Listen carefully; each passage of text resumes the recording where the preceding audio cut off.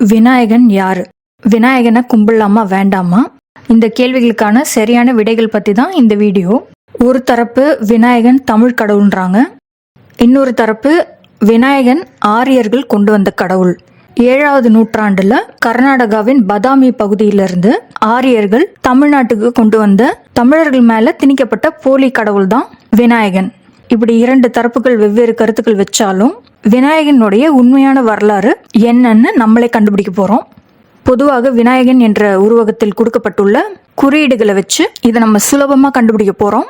அதுல முதலாவது யானை தலை. யானையினுடைய தலை பொருத்தப்பட்ட மனித உடம்பு. இதுவே ஒரு செயற்கையான உருவகம்தான். இப்படி ஒரு ஜீவராசி இயற்கையில படைக்கப்பட்ட சாத்தியமோ வாழக்கூடிய சாத்தியமோ இல்லை.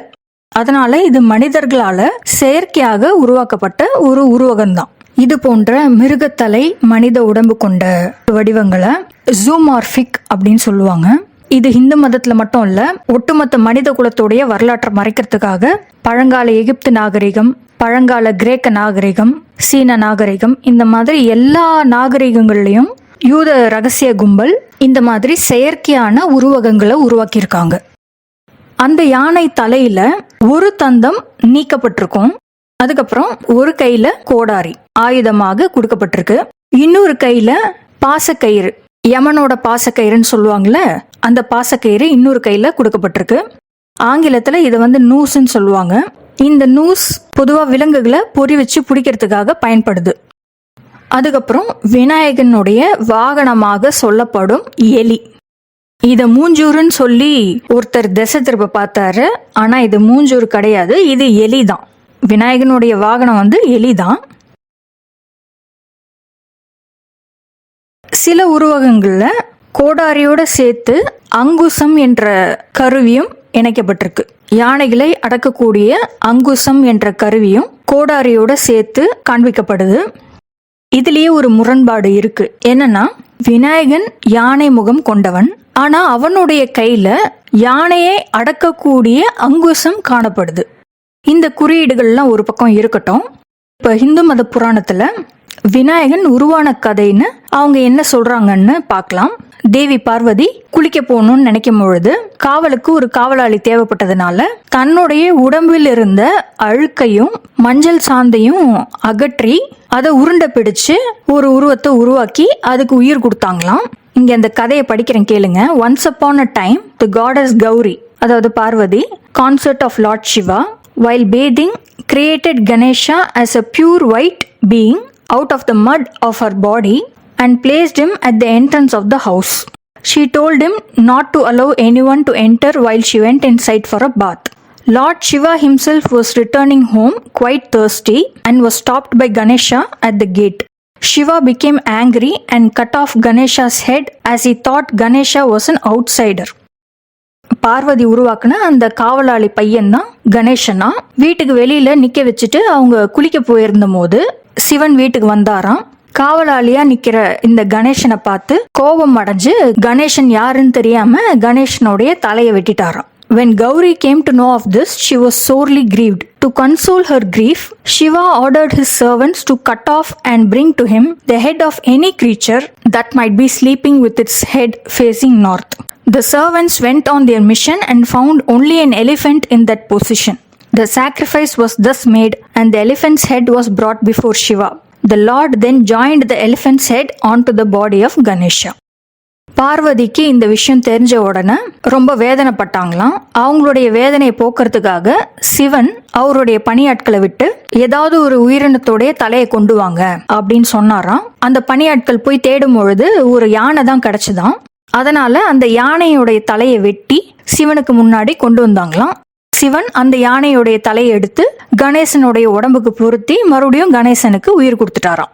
கணேசன் அல்லது விநாயகன் எப்படி உருவாக்கப்பட்டான்னு இந்து மதம் சொல்ற பொருந்தா கதை இதுதான். இந்த ஒரு கதையிலேயே எவ்வளவு கொடூரம் இருக்குன்னு நான் சொல்லிதான் உங்களுக்கு புரியணும்னு இல்ல. சிவன் போன்ற ஒரு ஞானி ஒரு சிறுவனுடைய தலையை வெட்டினார் என்பதே சிவன் மேல பிராமணர்கள் போடுற ஒரு மிகப்பெரிய கொலை பழி. இப்படிதான் நம்மளுடைய கடவுள்களை, சித்தர்களை, ஞானிகளை அவங்களுடைய இந்து மத பொய் புராணங்கள் மூலமா தொடர்ந்து இழிவுபடுத்திட்டு வராங்க வந்தேரி பிராமணர்கள். விநாயகன் பிறந்த கதையான இந்த இந்து மத புராணம் ஒரு பக்கம் இருக்கட்டும். விநாயகனுக்கு கொண்டாடப்படுற பண்டிகையான விநாயகர் சதுர்த்திக்கு வருவோம். விநாயகர் சதுர்த்தி அன்னைக்கு விநாயகனை பெரிய சிலையா பண்ணி கும்பிட்ட பிறகு கடைசியா அந்த சிலையை கொண்டு போய் கடல்ல கரைக்கணும்னு சொல்றாங்க. பெரிய பெரிய பிளாஸ்டர் ஆஃப் பாரிஸ்ல தயாரிக்கப்பட்ட சிலைகளையும் கடல்ல கரைச்சு கடலை மாசுபடுத்துறாங்க. இது நம்மளுக்கு நல்லாவே தெரியும். எத்தனையோ கடவுள்கள் இருக்காங்க, அவங்களுக்கு எத்தனையோ பண்டிகைகள் இருக்கு. அந்த பண்டிகைகள் எல்லாத்துலயுமே நம்ம கடவுளுடைய சிலைய அந்தந்த கடவுளுடைய சிலைய கடல்ல கரைக்கிறது கிடையாது. ஆனா இந்த விநாயகனை மட்டும் ஏன் கடல்ல கரைக்கிறாங்க? இப்ப நம்ம முதல்ல பார்த்த குறியீடுகளை வரிசைப்படுத்துவோம். ஒரு கையில கோடாரி, கூடவே அங்குசம், இன்னொரு கையில பாசக்கயிறு, யானை முகம், அந்த யானை முகத்துல உடைந்த தந்தம், வாகனமாக எலி, விநாயகன் தலை வெட்டப்பட்டு யானை தலை பொருத்தப்பட்டவன், விநாயகர் சதுர்த்தி அன்னைக்கு கடலில் கரைக்கப்படுபவன். இது எல்லாத்தையும் சேர்த்து வச்சு யாராக இருக்கக்கூடும் அப்படின்றத யோசிச்சு பாருங்க. நல்லா யோசிச்சு உங்களுக்கு பதில் தெரிஞ்சிருச்சுன்னா கமெண்ட்ல எழுதுங்க. ஆமாங்க, விநாயகன் என்ற உருவகம் ஷெட்டானி என்ற யூத பயங்கரவாதியான ராமனை மறைமுகமாக குறிக்க உருவாக்கப்பட்ட உருவகம் தான். நான் ஏற்கனவே சொல்லியிருக்கேன், ராமன் காட்டுக்குள்ள 14 வருஷம் நிறைய குற்ற சம்பவங்கள்ல ஈடுபட்டிருக்கான். அவனுக்கு கோடாரி தான் முதன்மை ஆயுதம். பல யானைகளை கொடூரமா கொன்ற பிறகு அந்த கோடாரி வச்சுதான் யானைகளுடைய தந்தத்தை வெட்டி கேரள துறைமுகங்கள் மூலமா கப்பல் வழியா வெளிநாடுகளுக்கு சட்டவிரோதமாக ஏற்றுமதி செஞ்சு நிறைய காசு பார்த்திருக்கான். ஆங்கிலத்துல எலிஃபென்ட் போச்சர்னு சொல்லுவாங்க. யானைகளை கொன்று தந்தத்தை எடுத்து கள்ளக்கடத்தல் செய்யறவன் ராம ஒரு எலிஃபென்ட் போச்சர். அதனாலதான் ஆயிரக்கணக்கான யானை தந்தங்களை கடத்தின ராமன் லக்ஷ்மணனுக்கு கோடாரி ஒரு ஆயுதமா இருக்கு. இந்த வரலாற்றை மறைமுகமா சொல்ற கதை தான் கடம்பன் என்ற படம். இந்த படத்துல வர நாயகன் ராமனா இருந்தாலும் நம்மளை ஏமாத்துறதுக்காக இவனை நல்லவன் மாதிரியும் காட்டுவாசிங்களுக்கு நல்ல தலைவன் மாதிரியும் காமிச்சிருப்பாங்க. ராவணனை வில்லனா காமிச்சிருப்பாங்க. ஜிகர்தண்டா XX ஷெட்டானி தவிர இந்த படத்துலயும் ராமன் பல யானைகளை கொன்னு தந்தத்தை எடுத்தான் அப்படின்ற வரலாற்று உண்மையை மறைமுகமா காமிச்சிருப்பாங்க. யானை சடலத்தை காமிக்கிற காட்சி கடம்பன் என்ற படத்துல இருக்கு. இது ஒரு பக்கம் இருக்கட்டும், ராமன் யானை தந்தங்களை மட்டும் கடத்தல. தமிழ்நாடு, கர்நாடக, கேரள காட்டுப்பகுதியிலிருந்து சந்தன மரம், தேக்கு மரம் போன்ற விலை உயர்ந்த மரங்களையும் வெட்டி வெளிநாடுகளுக்கு கப்பல் மூலமா ஏற்றுமதி பண்ணிருக்கான். இத தத்ரூபமா காண்பிக்கிற படம் தான் புஷ்பா. அதுலயும் புஷ்பா 2 படத்துல தன்னுடைய இந்த கள்ளக்கடத்தல் வியாபாரத்துக்கு ஒத்து வராதனால வாலிய அகற்றிட்டு எப்படி சுக்ரீவனை ஆட்சிக்கு கொண்டு வரான் அப்படின்றதுதான் கதை. ராமன் ஈடுபட்ட கள்ளக்கடத்தல் வியாபாரம் இதர பல குற்ற சம்பவங்களுக்கு வாலி என்ற சேரநாட்டு தலைவன் துணை போகாததுனால வாலியை அகற்றிட்டு சுக்ரீவனை ஆட்சிக்கு கொண்டு வந்தான் அப்படின்ற வரலாற்று சம்பவத்தை ரொம்ப தத்ரூபமா காமிச்சிருக்காங்க இந்த புஷ்பா 2 படத்துல. ராமன் என்ன மாதிரி அட்டூழியங்கள்லாம் செஞ்சு வாலியை அகற்றிட்டு சுக்ரீவனை ஆட்சிக்கு கொண்டு வந்தான் அப்படின்னு காமிச்சிருக்காங்க. வாலி நல்லவர். ராமனும் லக்ஷ்மணனும் அவனுடைய கூட்டாளிங்களும் காட்டுக்குள்ள தஞ்சம் புகுந்து பல குற்ற சம்பவங்கள்ல தொடர்ந்து ஈடுபட்டு இருந்தானுங்க. இதெல்லாம் சேர நாட்டு தலைவனான வாலிக்கு பிடிக்கவே இல்லை. ராமனை தேடி பிடிக்க நடவடிக்கை எடுத்துட்டு இருந்தாரு வாலி. அதை தெரிஞ்சுக்கிட்ட ராம ஏதோ ஒரு சதி செஞ்சுதான் வாலிய மறைஞ்சிருந்து கொண்டிருக்கான். அதாவது அவர் சாலையில போகும்பொழுது மரத்துக்கு பின்னாடி இருந்து வாலியை தாக்கி கொண்டிருக்கான் இந்த ராம. இப்படி அவனுடைய கள்ளக்கடத்தல் வியாபாரத்துக்கு துணை போகாத வாலிய மறைஞ்சிருந்து கொன்னு அந்த பகுதியில இருந்து ஒரு விலை போன அரசியல்வாதி சுக்ரீவனை தலைவனாக்கியிருக்கான். அந்த சேர நாட்டுக்கு தலைவனாக்கியிருக்கான். தற்காலத்திலையும் இந்த மாதிரி வாலி சுக்ரீவன் கதாபாத்திரங்களை பிராமண யூத சதிகாரர்கள் உருவாக்கி பல அரசியல் விளையாட்டுகள் எல்லா மாநிலங்கள்லயும் விளையாடிட்டு இருக்காங்க. அதுல குறிப்பா தமிழ்நாட்டுல எல்லாருக்கும் தெரிஞ்ச மோதல் EPS OPS மோதல் வாலி சுக்ரீவன் மோதலை தான் மறைமுகமா குறிக்குது. இந்த புஷ்பா 2 படத்துல ஒரு முக்கியமான காட்சியில வேலியை ஃபோக்கஸ் பண்ணி காட்டுவாங்க. ராமாயணத்துக்கும் வேலிக்கும் என்ன தொடர்பு? இதுக்கு பின்னாடி ஒரு பெரிய கதை இருக்கு. அதை இந்த காணொளியில விவரிக்க முடியாது. அந்த முக்கியமான வரலாற்று சம்பவத்தை இன்னொரு வீடியோல விரிவா நம்ம பார்க்க தான் போறோம். ஆனா இதை மட்டும் ஞாபகம் வச்சுக்கோங்க, ராமாயணத்துக்கும் வேலிக்கும் தொடர்பு இருக்கு. அதே காட்சியில இந்த புஷ்பா வைல்டு ஃபயர், தன்னை வைல்டு ஃபயர்னு குறிப்பிடுற வசனமும் இருக்கு. ஏற்கனவே சொன்ன மாதிரி ராமன் காட்டுல வசிச்ச மக்களை மிரட்டி அடிபணி வைக்கிறதுக்காக பல தடவை காட்டை கொளுத்தி விட்டுருக்கான். தற்காலத்திலயும் அந்த மாதிரி சம்பவங்களை பிராமண யூதர்கள் ரிப்பீட் பண்றாங்கன்றத நம்ம கவனிக்கணும். ஆக ராமனும் அவனுடைய கூட்டாளிகளும் யானை தந்தங்களை மட்டும் கடத்தல, தேக்கு மரம், சந்தன மரம், ரோஸ்வுட், கருங்காலி மரம், அதாவது டீக்வுட், சாண்டில்வுட், ரோஸ்வுட், எபனி, இந்த மாதிரி விலை உயர்ந்த மரங்கள் மேற்கு தொடர்ச்சி மலையில இருக்குல்ல, தமிழ்நாடு, கேரள, கர்நாடக பகுதியில் இருக்கிற அந்த மரங்களை எடுத்து சுக்ரீவன் ஆட்சி செஞ்ச கேரள பகுதிகள் மூலமா வெளிநாடுகளுக்கு ஏற்றுமதி செஞ்சு நிறையவே பணம் பார்த்திருக்கான். அதனாலதான் ராமன் கதாபாத்திரத்துல நடிக்க வைக்கப்படுற தனுஷ் கருங்காலி மாலைய அணிஞ்சிருக்காரு. ராமன் கருங்காலி மரத்தை கடத்தனா அப்படின்றதுக்கு ஒரு குறியீடா ராமனா நடிக்கிற தனுஷ கருங்காலி மாலை அணிய செய்யறாங்க பிராமண சதிகார கும்பல்.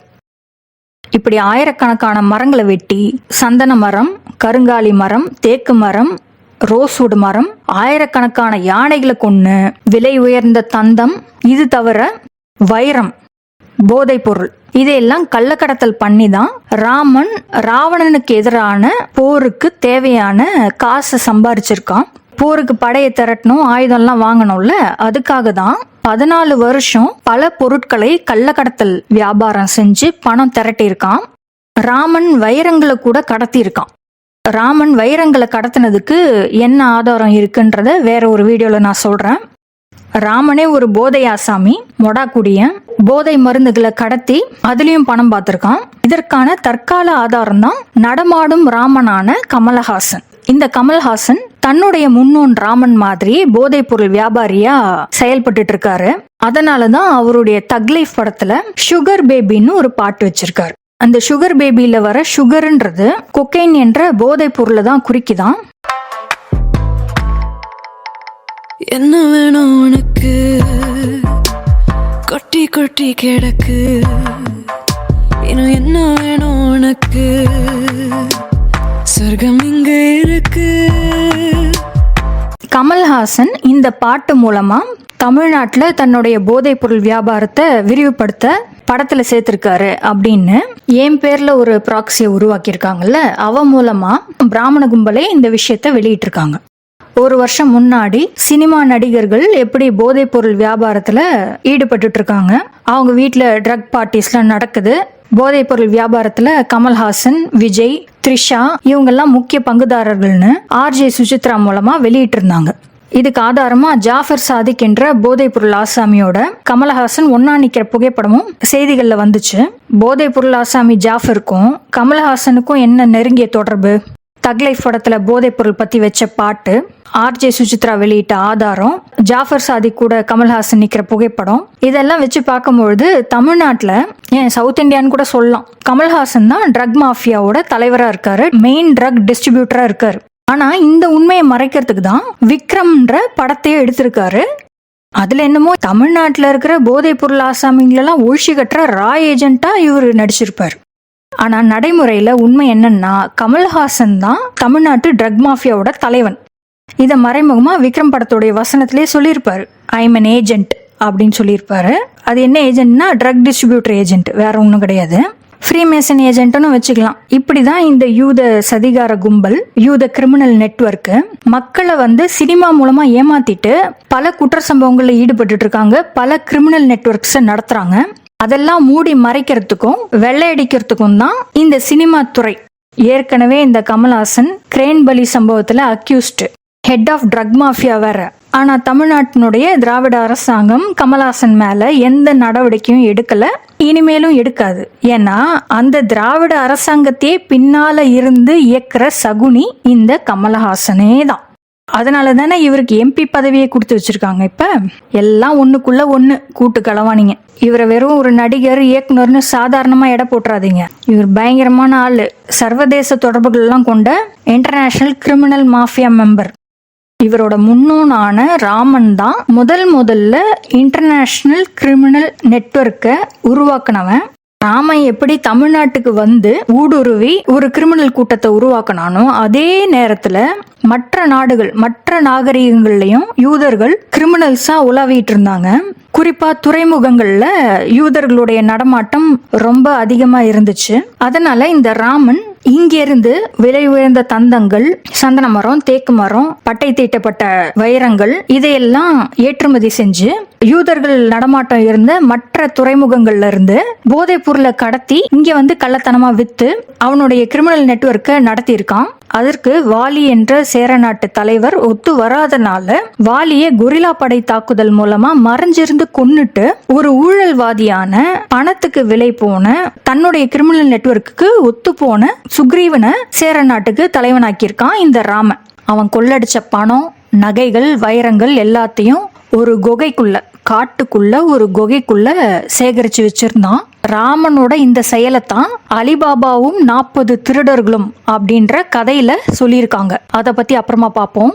இவன் வெளிநாட்டுல இருந்து வரும்போதே தாதாவா அப்படின்னு கேட்டீங்கன்னா கிடையாது. இவன் வெளிநாட்டுல இருந்து வரும்போது வெறும் ஒரு சின்ன திருடனா மட்டும்தான் இருந்திருக்கான்.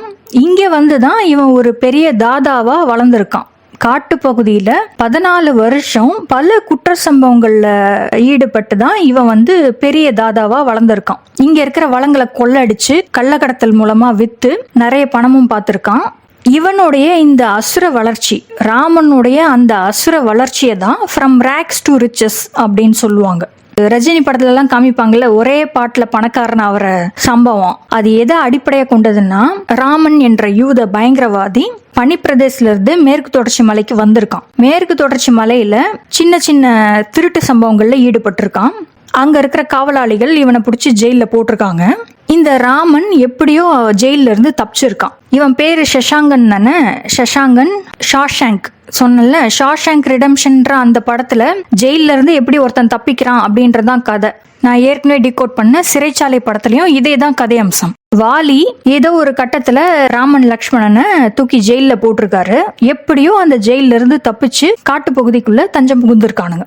அப்பதான் இவனுங்க வெறும் திருட்டு சம்பவங்கள் மட்டும் பத்தாது, ராவணனை எதிர்த்து பெரிய போர் பண்ணணும் அப்படின்னு சொல்லிட்டு அதுக்கு வந்து முதல்ல பணம் திரட்டணும். பணம் திரட்டுறதுக்கு காட்டு பகுதியில இருக்கிற வளங்களை கள்ளக்கடத்தல் பண்ணணும் அப்படின்னு முடிவு பண்ணிருக்கானுங்க. அப்பதான் தந்தங்களை எடுக்கிறதுக்காக யானைகளை கொள்றது, சந்தன மரம், தேக்கு மரம் இதெல்லாம் வெட்டி கள்ளக்கடத்தல் மூலமா ஏற்றுமதி பண்றது. இந்த மாதிரி குற்ற சம்பவங்கள்ல தொடர்ந்து ஈடுபட்டு நிறைய பணம் சம்பாரிச்சிருக்கானுங்க. அதாவது காட்டு வளங்களை சீரழிச்சு அதன் மூலமா ராவணனுக்கு எதிராக யுத்தம் செய்யறதுக்கு பணம் திரட்டுறது. இதுதான் ஒரே பாட்டுல பணக்காரன் ஆகிற கதை.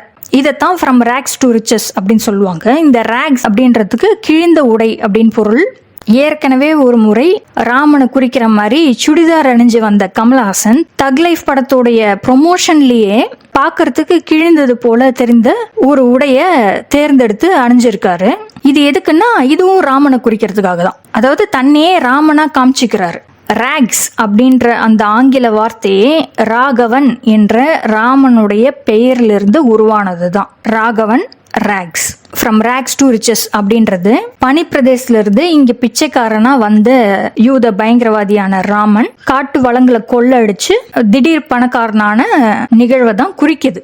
தக் என்ற ஆங்கில சொல்லினுடைய வேர்ச்சொல் வந்து மராட்டிய சொல்லான தக், தாக் அப்படின்றாங்க. இந்த மராட்டிய சொல்லான தாக்குன்றது தமிழ் சொல்லான தாக்கு அதுல இருந்து தான் வந்திருக்கு. ஆனா இதை வந்து சமஸ்கிருத ஸ்தகா என்ற சொல்லில இருந்து வந்ததான் இங்க வந்து பொய் சொல்லியிருக்காங்க. ஸ்தகையாத்தி, ஸ்தகையாத்தின்னா ஒன் ஹூ கன்சீல்ஸ், கவர்ஸ் அப்படின்னு சொல்லியிருக்காங்க. இதுக்கும் ராமனுக்குமே சம்பந்தம் இருக்கு. என்னன்னா ராமன் காட்டுக்குள்ள வழிப்பறி கொள்ள அடிக்கும் பொழுது அவனுடைய முகத்தை மாஸ்கால மூடிப்பான். ஷெட்டானி என்ற ராமன் தாக்கும் பொழுது முகத்திரை அணிஞ்சுதான் தாக்குவான். காட்டு வழியா பயணிக்கிற பயணிகளுடைய உடைமைகளை திடீர்னு தாக்கி கொள்ளடிக்கிற ஒரு கொள்ளக்கார கூட்டத்தை நடத்தியிருக்கான். சாதாரண திருடனா இருந்து பல வழிப்பறி கொள்ளைகள்ல ஈடுபட்டு அதுக்கப்புறமா தான் பெரிய தாதாவாகியிருக்கான். அதனால தாக்கு என்ற அவனுடைய செயல்ல இருந்து வந்ததுதான் ராமனை குறிக்கும் தக் என்ற சொல். ராமனோட இந்த வரலாற்றை கடத்துறதுக்காக ஆங்கிலேய ஆட்சி காலத்துல தக் பெஹராம் அப்படின்ற ஒரு வழிப்பறி கொள்ளையனை உருவாக்கியிருக்காங்க. இது உண்மையா பொய்யா அப்படின்னு தெரியாது. ஆனா இந்த கதையை உருவாக்குறது மூலமா ராமன் ஒரு தக் அப்படின்ற வரலாற்றை வழக்கம் போல என்கோடிங் மூலமா கடத்துறாங்க. இந்த தக் பெஹராம் 900க்கும் மேற்பட்ட கொலைகளை செஞ்சிருக்கானாம். இங்க 900ன்ற நம்பரை நோட் பண்ணுங்க. ராமன் 9, தக் 3 லிங்க் ஆயிருச்சா? தக் பெஹராம் என்ற இந்த வடநாட்டு வழிப்பறி கொள்ளையனும் தொடர் கொலையாளியும் ராமாயண ராமனுடைய ரிப்பீட்டா தான் நம்ம பார்க்கணும். ராமன் ஒரு தக்குன்றதுக்கு இதையும் ஒரு ஆதாரமா நம்ம எடுத்துக்கணும். ஏற்கனவே மும்பை தொடர் கொலையாளி ராமன் ராகவ 2 வருஷத்துக்கு முன்னாடியே டீகோட் பண்ணிட்டேன். இந்த ராமன் ராகவ் ராமாயண ராமனோட ரிப்பீட். கள்ளக்கடத்தல், ஆட்கடத்தல், மிரட்டல், குண்டுவெடிப்பு, பெண்களை வன்கொடுமை செய்யறது, இந்த மாதிரி பல குற்றங்களை தொடர்ந்து செஞ்ச தக்கு தானே ராமன். அவங்களுடைய பரம்பரை தொழில்களை விவரிக்க எடுத்த படம் தான் தக் லைஃப். ராமனே ஒரு தக்கு தானே. கமல்ஹாசன்ஸ் ancestor ராமன் த தக் was basically an infiltrator and an illegal immigrant, a bandit and an outlaw, a smuggler, poacher, a forest brigand and a terrorist. இவங்களுடைய பிராமண யூத பரம்பரை தக்கு பரம்பரை தான் அப்படின்னு கமல்ஹாசனே ஒத்துக்கிட்டு இருக்காரு. அதை கேட்போம். இந்த தக் லைஃப்கான வெற்றி ஆகப்போவதற்கான காரணம் முன்வரிசையில் அமர்ந்திருக்கும் இந்த தக்குகளும் அரங்கத்தையே நிறைத்திருக்கும் அந்த தக்குகளும் சேர்ந்ததான். முன்வரிசையில் அமர்ந்திருக்கும் இந்த தக்குகளும் அரங்கத்தையே நிறைத்திருக்கும் அந்த தக்குகளும் சேர்ந்ததான்.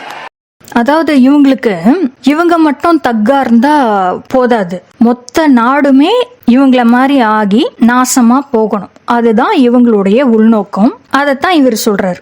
அரங்கத்தையே நிறைத்திருக்கும் அந்த தக்குகளும் சேர்ந்ததான். அதற்கு இவங்க சினிமாவை ஒரு ஆயுதமா பயன்படுத்திட்டு இருக்காங்க. ராமனோட உண்மையான சுயரூபத்தை பல திரைப்படங்களை மறைமுகமா காமிச்சிருக்காங்க. அதுல முக்கியமானது ஷோலே படத்துல வர கப்பர் சிங் என்ற வில்லன். முழுக்க ராமனை குறிக்கிற கதாபாத்திரம். இந்த கப்பர் சிங் காட்டு பகுதியில தான் தஞ்சம் புகுந்திருப்பான். சுத்தி இருக்கிற கிராம மக்களை மிரட்டுறதுக்காக பல குடும்பங்களை திடீர்னு வந்து தாக்கி கொல்லுவான். பல பேரோட கைகளை வெட்டுவான். இப்படி ஒரு கொடூரமான ஜந்து தான் யூத தக்கு ராமன். இந்த கப்பர் சிங் வில்லன் வந்து ராமனோட டீசென்டான வெர்ஷன். அப்ப ராமன் எப்படி இருந்திருப்பான்னு பாத்துக்கோங்க. பேரை பாத்தீங்களா? கப்பர் சிங். கப்பர் சிங்னா குளிக்காதவன், துர்நாற்றம் வீசுறவன் அர்த்தம். இதுக்கும் ஈவே ராமசாமிக்கும் ஒரு தொடர்பு இருக்கு. அதை ஈவே ராமசாமி வீடியோல பார்க்கலாம். ஒரே கல்லுல 2 மாங்கா. அதுக்கப்புறம் கேப்டன் பிரபாகரன் படத்துல வர வீரபத்ரன், மன்சூர் அலிகான் நடிச்ச வீரபத்ரன்ற கதாபாத்திரமும் கப்பர் சிங் மாதிரியே தான் இருக்கும். அதுவும் ராமனை குறிக்கிற கதாபாத்திரம் தான். அப்புறம் ராவணன் படத்துல வர வீரா. இந்த வீரபத்ரன், வீரா இது எல்லாமே ராவணனுடைய பெயர்கள். ஆனா அதை எடுத்து கோழையான மறைந்திருந்து தாக்குற ராமன் கதாபாத்திரத்துக்கு வச்சிருக்காங்க. இப்படிதான் யூதர்கள் பல விஷயங்களை போட்டு குழப்பி எடுப்பாங்க. ஏன்னா உண்மையான வரலாற்றை அவங்க அப்படியே காமிச்சா மக்களுக்கு வந்து என்னைக்காவது ஒரு நாள் புரிஞ்சிரும்ன்றதுனால எல்லாத்தையுமே குழப்பி தான் அவங்க எடுப்பாங்க. அதனால படங்களை டீகோட் பண்றதுக்கு நிறைய வரலாறு தெரிஞ்சிருக்கணும். சில பேர் படங்களை டீகோட் பண்றேன்னு தப்பா புரிஞ்சுக்கிறாங்க. ஏற்கனவே சொன்ன மாதிரி இந்த வீரபத்ரன், வீரா இந்த பெயர்கள் எல்லாம் ராவணனுடைய பட்டங்கள். அந்த பட்டங்களை எடுத்து கோழையான ராமனுக்கு வச்சுட்டாங்க. ராமனுடைய இழி குணங்கள் எல்லாத்தையும் ராவணனுக்கு சொல்லிட்டாங்க. இதுக்கு பேர் தான் நார்சிஸ்டிக் ப்ரொஜெக்ஷன். அதாவது எதிரியினுடைய சிறப்பம்சங்கள் எல்லாத்தையும் எடுத்து தனக்கு சொல்லிக்கிறது. தன்னுடைய இழி குணங்கள், குற்றங்கள் எல்லாத்தையும் எடுத்து எதிரிக்கு வந்து பொருத்திக்கிறது. இப்படித்தான் இந்த யூதர்கள் வரலாற்றை மாத்தி இந்திய மக்களை ஏமாத்தி பிழப்பு நடத்திட்டு இருக்காங்க. ராமன் ஒரு ஸ்மக்லர், தக், கிரிமினல் அப்படின்றத நாயகன் படத்துல கமலஹாசன் மறைமுகமா சொல்லியிருக்காரு. படத்தோட பேரை நோட் பண்ணுங்க, நாயகன். அப்படின்னா ராமனை தான் யூத சதிகாரர்கள் நாயகனா கருதுறாங்க. அந்த நாயகன் என்ற ராமனை குறிக்கிற பெயர்ல இருந்து வந்ததுதான் வி நாயகன். வி நாயகன்னா பெரிய நாயகன், கிரேட் ஹீரோ அப்படின்னு வச்சுக்கலாம். இவங்களுடைய ராமன் தான் வி நாயகனா, அதாவது கிரேட் ஹீரோவா. ஆனா ராமனை நம்ம கிரேட் ஹீரோன்னுலாம் கருத முடியாது. அது வந்து ஒரு இட்டு. அதை வந்து நம்ம இட்டுன்னு தான் கூப்பிடணும். வேணும்னா நம்ம வந்து வீணா போன நாயகன் வேணா கூப்பிடலாம். ஏன்னா யாரோட மோதிரம்னு தெரியாம இந்த அறிவுகிட்ட யூத பயங்கரவாதி சேது சமுத்திரத்துல முழுகி வீணா தானே போனா. அதனால இவனை வீணா போன நாயகன் வேணா கூப்பிடலாம். வி நாயகன், வீணா போன நாயகன். சரிங்களா? இதெல்லாம் ரொம்ப நக்கலாமா? இப்படி கமல்ஹாசனோட படங்கள்ல ராமனுடைய வரலாறு எளிதா தோண்டி எடுக்கலாம். குறிப்பா தெனாலி படத்துல எலிகளை வச்சு ஒரு ஃபைட் சீன் காமிச்சிருப்பாரு. தெனாலி ராமன், அந்த தெனாலி ராமன்ல இருக்கிற தெனாலி அப்படின்றது தென் எலியை குறிக்கும். தென் எலி யாரு? ராமன் தானே. அந்த தென் எலி ராமன் தான் தெனாலி ராமன். ராமனுக்கு கடைசியில என்ன ஆச்சு அப்படின்றத இந்த பாட்டு சீன்ல காமிச்சிருக்காரு. ராமனுடைய தலை யுத்தத்தின் இறுதியில் வெட்டப்பட்டது. ராமன் எப்படி பல பேரோட தலையை வெட்டினானோ, வெட்டி அட்டூழியம் பண்ணானோ, அதுக்கான தக்க பதிலடி தான் அந்த யூத பயங்கரவாதிக்கு கிடைச்சிருக்கு. இப்படி கமல்ஹாசனுடைய படங்கள்ல ஏகப்பட்ட வரலாற்று ரகசியங்கள் பொதிஞ்சிருக்கு. உலகத்துல இருக்கிற எல்லா சினிமா படங்களை கூட அழிச்சிடலாம், கமல்ஹாசனுடைய படங்களை மட்டுமே வச்சு உலக வரலாற்றையே மீட்டெடுக்க முடியும். அந்த அளவுக்கு இந்த சர்வதேச சதிகாரர் படங்கள்ல வரலாற்றை என்கோட் பண்ணி வச்சிருக்காரு. இப்ப நாயகன் என்ற பெயர் எப்படி வந்தது? நாய் கூட்டல் அகன், நாயகன். நாய்களை வளர்த்தவன் தான் நாயகன். ராமன் நாய்களை வளர்க்கறதுக்கான காரணம் என்ன? இந்த வரலாறை வசந்த மாளிகைன்ற ஒரு பழைய படத்துல மறைமுகமா காமிச்சிருக்காங்க. சிவாஜி நடிச்ச இந்த ஆனந்த் கதாபாத்திரம் முக்கால்வாசி ராமனை குறிக்கிற கதாபாத்திரம் தான். ஒரு ரத்த காட்டேரியா, மொடா குடிகாரனா, பொம்பளை பொறுக்கியா காமிச்சிருப்பாங்க. ஒரு குறிப்பிட்ட காட்சியில ராமன் ஒரு ரத்த காட்டேரி அப்படின்றத சிம்பாலிக்கா காமிச்சிருக்காங்க. ராமனோட இந்த காட்சியை இணைக்கிற அந்த சிம்பிள், அந்த குறியீடு எதுனா இந்த பஃபோமெட். பஃபோமெட் குறியீடுக்கும் ராமனுக்கும் என்ன சம்பந்தம்? அந்த வரலாறை பத்தி வேற ஒரு வீடியோல பார்க்கலாம். இப்போதைக்கு புரிஞ்சுக்க வேண்டியது என்னன்னா, வசந்த மாளிகை படத்துல இந்த ஆனந்த் கதாபாத்திரம் 90% ராமனை குறிக்கிற கதாபாத்திரம். அந்த ஹீரோயினுக்காக வசந்த மாளிகை கட்டுற அந்த காட்சிகள் மட்டும் கிருஷ்ணனை குறிக்கிற கதாபாத்திரம். ராமன் தானே மனித குலத்தோடைய முதல் வில்லன். அந்த வில்லனை எப்படி ஹீரோவா காமிக்கிறது? அதனால கிருஷ்ணனையும் இந்த ஆனந்த் கதாபாத்திரத்துல மிக்ஸ் பண்ணி தான் காமிச்சிருப்பாங்க. இதே டெக்னிக்க, அதாவது அவங்களுடைய யூத ராமனையும் நம்மளுடைய தமிழ் கடவுள் கிருஷ்ணரையும் மிக்ஸ் பண்ணி பல படங்கள்ல ஹீரோவா காமிச்சிருக்காங்க. இந்த படத்துல இந்த ஆனந்துக்கு ஒரு அண்ணன் இருக்கிற மாதிரியும், அந்த அண்ணன் பல நாய்களை வளர்க்குற மாதிரியும் கதையில வரும். அண்ணன் தம்பினாலே ராமன் லக்ஷ்மணன் தானே, அதனால ராமன் லக்ஷ்மணன் வச்சுக்கலாம். ஆனா இதுல லக்ஷ்மணனை தம்பியா காட்டாம அண்ணனா காமிச்சிருக்காங்க. அந்த லக்ஷ்மணன் மூலமா ராமன் நாய்களை ஏன் வளர்த்தான் அப்படின்ற வரலாறு என்கோட் பண்ணிருக்காங்க. இந்த லக்ஷ்மணன் கதாபாத்திரம் தன்னை எதிர்க்க வர மக்கள் மேல தான் வளர்த்து விட்ட அந்த நாய்களை ஏவி விடுவான். இதுக்குதான் ராமனும் லக்ஷ்மணனும் காட்டுக்குள்ள நிறைய நாய்களை வச்சு வளர்த்துருக்கானுங்க. ராமனும் லக்ஷ்மணனும் ஒரு நாய் பண்ணையே வச்சிருந்திருக்கானுங்க அப்படின்னு இதுல இருந்து தெரியுது. இந்த நாய் சிம்பாலிசத்தை வசந்த மாளிகை படத்துல மட்டும் இல்ல, கமல்ஹாசனோட தேவர் மகன் படத்துல, அன்பே சிவம் படத்துல, ரஜினிகாந்த் நடிச்ச சந்திரமுகி படத்துல, பாஷா படத்துல, நம்ம ஏற்கனவே டீகோட் பண்ண ஷாருக் கான் நடிச்ச கோயிலான்ற ஹிந்தி படத்துல, இப்படி நிறைய படங்கள்ல நாய் சிம்பாலிசம் வரதை நான் நோட் பண்ணேன். இந்த புதிருக்கான விடை எனக்கு வசந்த மாளிகை படத்துல தான் கிடைச்சது. சோ இந்த வீணா போன நாயகன், நாய் கூட்டல் அகன், நாயகன் ராமன் நிறைய நாய்களை தன்னை எதிர்க்க வர மக்கள் மேல ஏவி விடுறதுக்காக வளர்த்திருக்கான். இப்படி நாய்களை வளர்த்து தன்னை எதிர்க்க வரவங்க மேல ஏவி விட்டதுனாலதான் இவனுக்கு பேரு நாயகன். நாயகன்ற பேரே ராமனை குறிக்க தான் உருவாக்கப்பட்டிருக்கு. அவனுக்கு நாயகன் பேரு வச்சதே பிராமணர்கள் தான். நாயகன்னாலே அது ராமனை தான் குறிக்குது, இது உறுதி. அதுல இருந்து உருவாக்கப்பட்ட இன்னொரு பேர் தான் விநாயகன். வி நாயகன், அதாவது கிரேட் ஹீரோவா நம்ம வீணா போன நாயகன்னு கூப்பிட்டுப்போம். இப்ப விநாயகன் கையில எதுக்கு கோடாரி, அங்குசம், பாசக்கயிறு இதெல்லாம் இருக்குன்னு நம்மளுக்கு தெரிய வந்துருச்சு. என்னன்னா, ராமன் நிறைய ஆயிரக்கணக்கான காட்டு யானைகளை கொலை செஞ்சிருக்கான். தந்தத்துக்காக கொலை செஞ்சு அந்த தந்தங்களை எடுத்து வெளிநாடுகளுக்கு கள்ளக்கடத்தல் செஞ்சிருக்கான். அப்புறம் காட்டுல மற்ற விலங்குகளையும் வேட்டையாடுறதுக்காக பாசக்கயிறை பயன்படுத்தியிருக்கான். தன்னை பிடிக்க வர காவல்துறை மேலையும் வனத்துறை மேலையும் இந்த ஆயுதங்கள் எல்லாத்தையும் கொரில்லா தாக்குதலுக்காகவும் பயன்படுத்தியிருக்கான். அதனாலதான் விநாயகனுடைய ஒரு கையில கோடாரியும் அங்குசமும், இன்னொரு கையில பாசக்கயிறும் இருக்கு. விநாயகனுடைய ஒரு தந்தம் உடைக்கப்பட்டிருக்கு. விநாயகனுடைய ஒரு தந்தம் எதுக்காக உடைக்கப்பட்டிருக்கு அப்படின்றதுக்கான உண்மையான காரணத்தை இப்பதான் நம்ம கண்டுபிடிச்சிருக்கோம். ராமன் யானை தந்தங்களை கள்ள கடத்தல் செய்திருக்கான் அப்படின்றத மறைமுகமாக குறிக்கிறதுக்காக தான் யானை முகம் கொண்ட விநாயகனுடைய ஒரு தந்தம் உடைக்கப்பட்டிருக்கு. இப்போ ஒரு மிகப்பெரிய புதிர்க்கான விடை நம்மளுக்கு கிடைச்சிருச்சு. இந்த உடைந்த தந்தம் ராமன் யானை தந்தங்களை கடத்தின வரலாறு தான் மறைமுகமா சுட்டி காட்டுது. அதுக்கப்புறம் விநாயகனுடைய வாகனமாக எலி ஏன் இருக்கு அப்படின்றதும் ஒரு மிகப்பெரிய கேள்வி. இதுக்கான விடைய நம்ம 1 வருஷத்துக்கு முன்னாடியே கண்டுபிடிச்சிட்டோம். காட்டுக்குள்ள ஓடி ஒளிஞ்சவன் தானே இந்த ராம, அவனை குறிக்கிற கதாபாத்திரம் தானே ஜெர்ரின்ற எலி. இத ஹெலிகாப்டர் டீகோட் வீடியோல நான் டீட்டெயிலா எக்ஸ்பிளைன் பண்ணியிருந்தேன். அந்த வீடியோல காட்டுக்குள்ள ஓடி ஒளிஞ்ச ராமனை கண்டுபிடிக்கிறதுக்காக தான் ராவணனால ஹெலிகாப்டர் என்ற வாகனமே உருவாக்கப்பட்டிருந்தது அப்படின்றத ஆதாரங்களோட நான் விளக்கியிருந்தேன். இங்க ராமனை குறிக்கிற ஒரு குறியீடு தான் எலி. அந்த ராமன் என்ற எலியை கைப்பற்றுவதற்காக உருவாக்கப்பட்டது தான் எலி கைப்பற்று ஹெலிகாப்டர். கைப்பற்று என்ற சொல் தான் காப்டர்னு இங்கிலீஷ்ல மருவி இருக்குன்னு நான் சொன்னேன்.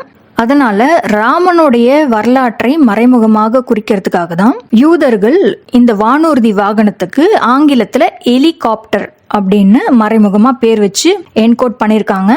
அதனால ஷெட்டானியை குறிக்கிறதுக்காக தான் இந்த விநாயகனுக்கு அவனை குறிக்கிற ஒரு குறியீட்டு விலங்கான எலி வாகனமாக சேர்க்கப்பட்டிருக்கு. விநாயகனை எப்படி உருவாக்குனாங்கன்னு இந்து மதத்துல ஒரு கப்சா புராணம் விட்டாங்கல்ல, அதுல பார்வதியோடைய உடம்புல இருந்து அந்த அழுக்கு தான் இந்த விநாயகன் அப்படின்னு சொன்னாங்கல்ல. ராம ஒரு அழுக்குன்றத இந்த கதையில மறைமுகமா பிராமணர்களே ஒத்துக்கிறாங்க. ராமன் காட்டுக்குள்ள கேமோஃபிளாஜ் பண்ணி திரியறதுக்காக தன் உடம்புல சேரவாரி பூசிப்பான், அடிக்கடி சேரவாரி பூசிப்பான். பல திரைப்படங்கள்ல இந்த கதாநாயகன் சேர் பூசின உடம்போட சண்டை காட்சிகள், நகைச்சுவை காட்சிகள் இப்படிலாம் நிறைய இருக்கும்ல. அதுவும் ராமன் காட்டுக்குள்ள கேமோஃபிளாஜ் பண்ணிக்கிறதுக்காக தன்னுடைய உடம்புல சேத்தவாரி பூசிக்கின வரலாறு தான் காட்டுது. இந்த கதையில தலை வெட்டப்பட்ட சம்பவம். சிவன் விநாயகனுடைய தலையை வெட்டினது. யுத்தத்துல ராவணன் சார்பா ராமனுடைய தலையை கொய்து வெற்றி பெற்றது இந்திரன். அந்த பயங்கரவாதியோட தலைய கொண்டுட்டுவான்னு ராவணன் இட்ட கட்டளை கிணங்க இந்திரன் ராமன் என்ற வந்தேரி யூத பயங்கரவாதியோட தலையை கொய்தார். இந்த சம்பவத்தை நம்ம ஏற்கனவே நிறைய தடவை பார்த்துட்டோம். ஆனா இந்த வரலாறை நேரடியா சொன்னா நம்மளுக்கு எல்லாம் புரிஞ்சிரும்ல. அதனால இந்த புராணத்துல ராவணனுக்கு பதிலா சிவன் சேர்த்துட்டாங்க. சிவனுடைய பக்தர் தானே ராவணன். ராவணனுடைய பட்டங்கள்லயே முக்கியமானது சிவதாசன். அது மட்டும் இல்ல, சிவன் பழங்கற்காலத்துல எப்படி குமரிகண்ட மக்களுக்கு தலைவரா இருந்தாரோ, குமரிகண்டம் அழிந்த பிறகு பல நாடுகளுக்கு மக்கள் சிதறி போனாங்க. அந்த மக்களை எல்லாம் ஒன்றாக இணைத்து உலகத்துக்கே ஒரு நல்லாட்சி கொடுத்தவர் ராவணன். சிவன் 2.0 கூப்பிடுற அளவுக்கு ராவணன் 7000 ஆண்டுகளுக்கு முன்பு உலக மக்கள் அனைவராலும் மிகவும் போற்றப்பட்ட தலைவராக திகழ்ந்தார். சாமதான பேத தண்டம் என்ற சிவனுடைய கோட்பாட்டை எடுத்து அதை மேலும் விரிவுபடுத்தி ஒரு மிகப்பெரிய அரசியல் விஞ்ஞானியாக, பொலிட்டிக்கல் சயின்ஸ் லெஜெண்டா ராவணன் வாழ்ந்திருக்காரு. ஏற்கனவே ராவணனுடைய பட்டங்கள்ல ஒன்றான விஸ்வநாதன் அவர் வேர்ல்டு லீடர் அப்படின்றத குறிக்குதுன்னு நான் எக்ஸ்பிளைன் பண்ணியிருக்கேன். இது மட்டும் இல்ல, அவர் உலக மக்களை இணைக்கிறதுக்கு இன்னொரு காரணமும் இருந்துச்சு. ராமாயணத்தோடைய ரிப்பீட் தான் வேர்ல்டு வார் 1 அப்படின்றத டிசிபி மூலமா யூதர்களை லீக் அவுட் பண்ணியிருக்காங்க. ஆனா அதுவும் ஒரு அறகுறை இன்ஃபர்மேஷன் தான். நான் ஏற்கனவே சொன்ன மாதிரி இந்த ராமன் கள்ளக்கடத்தல் வியாபாரம் செஞ்சு வெளிநாடுகளுக்கு பல விலை உயர்ந்த பொருட்களை ஏற்றுமதி பண்ணியிருக்கான்ல. வெளிநாடுகள்ல இருந்த துறைமுகங்கள்லயும் இந்த ராமன், லக்ஷ்மண், சரமா போன்ற யூத பயங்கரவாத கூட்டங்கள் பரவி இருந்துச்சு. ஒட்டுமொத்த உலகத்திலையும் இந்த யூத பயங்கரவாதிகளுடைய அட்டூழியம் ரொம்ப அதிகமா போயிட்டு இருந்ததுனால அதை கட்டுக்குள்ள கொண்டு வர்றதுக்கு பல நாட்டு தலைவர்களோட ஒப்பந்தம் போட்டு அந்தந்த நாடுகள்ல இருக்கிற யூத பயங்கரவாத கூட்டங்களையும் யூத கள்ளக்கடத்தல் கூட்டங்களையும் ஒழிச்சு கட்டியிருக்காரு நம்ம ராவணன். இதுதான் முதலாம் உலக போர், வேர்ல்டு வார். அதாவது ராவணன் உலக நாடுகளில் பரவி இருந்த யூத பயங்கரவாதத்தை ஒழிச்சு கட்டினது தான் முதலாம் உலக போரான ராமாயணம். இப்ப யூதர்கள் தங்களுடைய பாணியில வார் ஆன் டெரர் அப்படின்னு அழைக்கிறாங்க. ஆனா அது வெறும் ஒரு நாடகம் தான். Original war on terror Raman தோற்கடிக்கப்பட்ட பின்னால் ராவணன் உலக நாடுகள்ல இருந்த அனைத்து யூத பயங்கரவாத ஆட்கடத்தல், கள்ளக்கடத்தல் வலை பின்னல்களையும் ஒழிச்சு கட்டினது தான் ஒரிஜினல் வார் ஆன் டெரர். ஆனாலும் ஏதோ ஒரு வகையில மறுபடியும் முளைச்சு வந்துட்டு தான் இருந்தானுங்க. அதுல மறுபடியும் முளைச்சு வந்தவன் தான் யூத சகுனி. சகுனி போல உலகெங்கும் பரவி இருந்த யூத ஆட்கடத்தல், கள்ளக்கடத்தல், விபச்சார கூட்டங்களை கிருஷ்ணர் முடிவு கட்டினது தான் ஒரிஜினல் வேர்ல்டு வார் 2 ஆன மகாபாரதம். மகாபாரதம் வெறும் தமிழ்நாட்டுல மட்டும் நடக்கல, இந்தியா முழுக்க நடந்திருக்கு, உலகம் முழுக்க நடந்திருக்கு.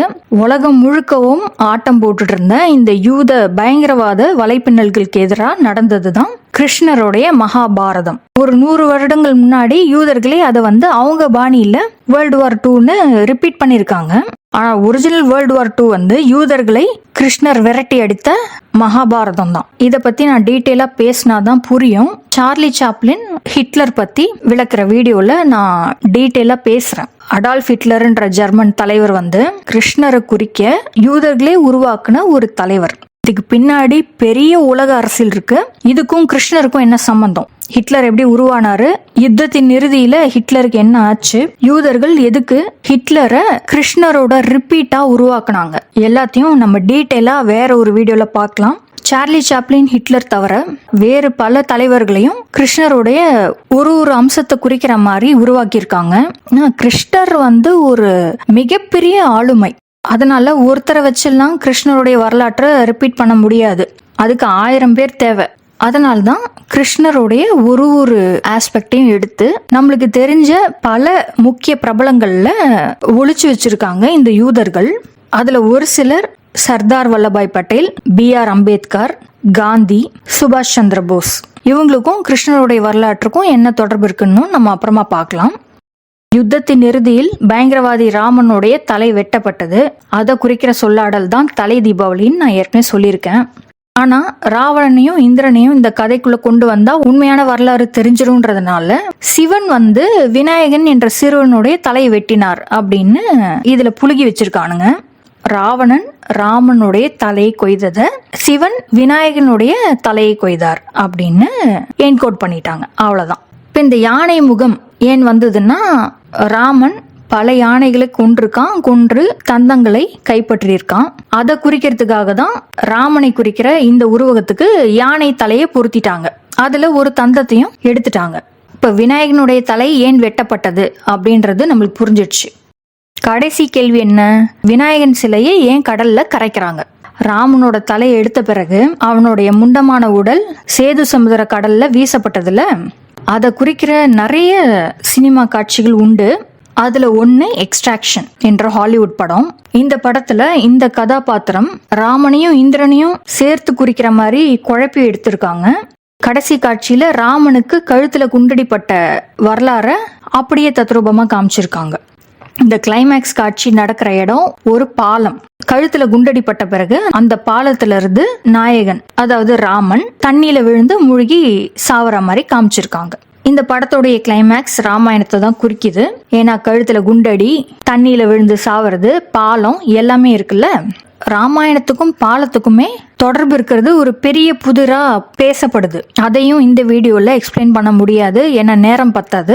சுருக்கமா சொன்னா, ராமன் பாலத்தெல்லாம் கட்டல. பிராமணர்கள் புழுகிற மாதிரி ராமன் எந்த பாலத்தையும் கட்டல.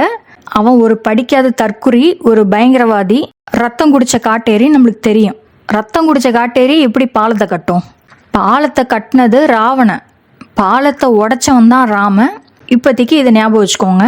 இது தவிர இந்த எக்ஸ்ட்ராக்ஷன் படத்துல இன்னொரு உண்மையும் இருக்கு. என்னன்னா, இதுல வர லக்ஷ்மணன் கதாபாத்திரம், இந்த லக்ஷ்மணன் கதாபாத்திரத்துக்கு மூக்கு உடையிற காட்சியை பார்த்தோன்னா எனக்கு ஒண்ணு புரிஞ்சுது.